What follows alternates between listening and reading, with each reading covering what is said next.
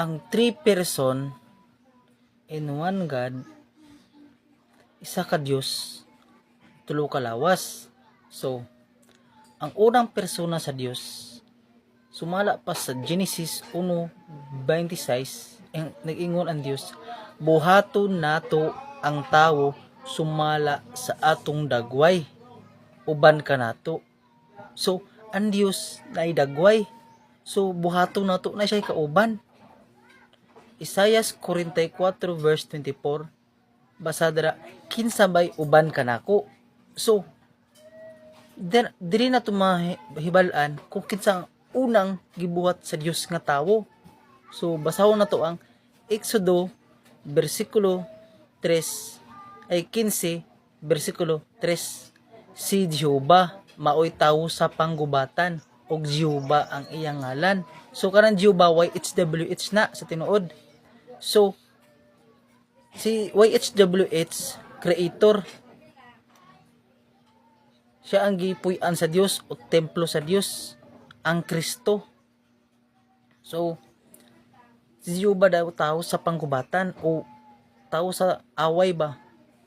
Dito basahon sa Genesis 32:24 nga dira to makita nga si Jehova tao jud, nagpakatawo ang Dios, nagpuy og tawo. Genesis 32 versikulo 24-31. Si Jacob nakigbugno sa tawo nga mao ang Dios. Basahan niyo dira sa King James Version. Tao nagpakatawo ang Dios. So, one person na Jehova. Jehova o YHWH.